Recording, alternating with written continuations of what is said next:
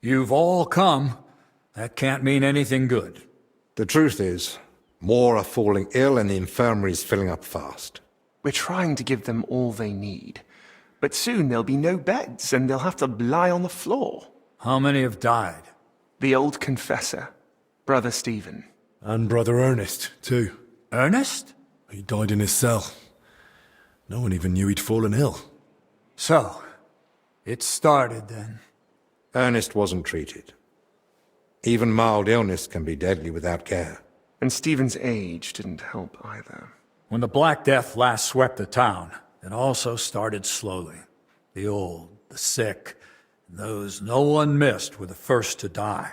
And then we couldn't even bury the dead in time, let alone give them the last rites.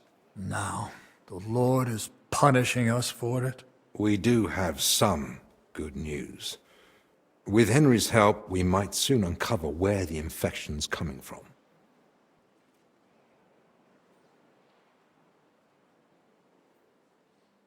We know that Brother Yaroslav and that maid both met with Ernest, so the illness must have spread between them. They all met? Even the maid? Why? Well, I didn't mean they were all together at the same time. Just that both Yaroslav and Blazena had encounters with Ernest. Why would a maid be meeting with Ernest? That makes no sense. Ernest never left the monastery grounds. He did, in fact, fairly often. He was one of the few allowed out for work reasons.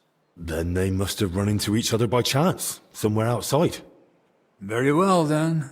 Just breathing the same foul air as someone infected for a while puts you at risk. And since I found Ernest already dead, we believe he's the one who brought the sickness among the others. If he was the first to die, then he must have been the first to catch it, right? But where did he catch it? I don't know yet, Father. But I have certain suspicions. What was his job in the monastery?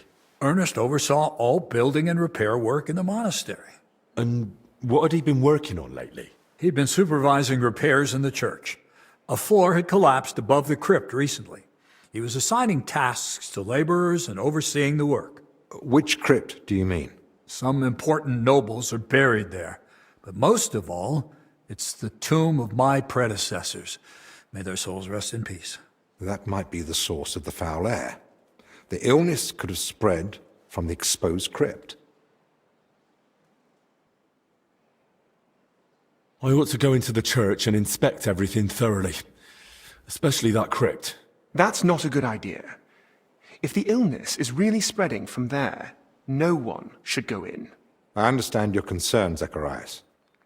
But Henry is right. At this point, it's just a supposition, and we must put it to the test. Enough. What nonsense is this? No one's going into that crypt. The disease is spreading. The infirmary is full. We've already got 2 dead.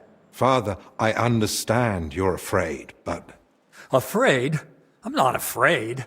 I bear responsibility for the whole monastery, for every living soul.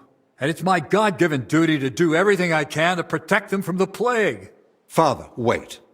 Just give us a day. 2 at most. I'll just find out where the sickness came from. You won't get another hour. The monastery is to be sealed. No one goes in, no one comes out. All the monks are to withdraw to their cells. What about us? You want to keep us here against our will? I don't want to, but I must. And at the same time, I humbly ask for your help. Believe me, you'll be repaid when the time is right.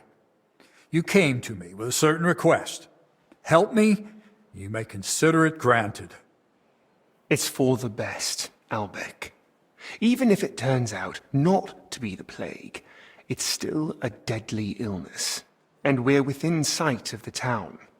If it spreads to Kuttenberg, it'd be a disaster. I know. But as you wish. I'm sorry, Henry. But I'm afraid we have no choice.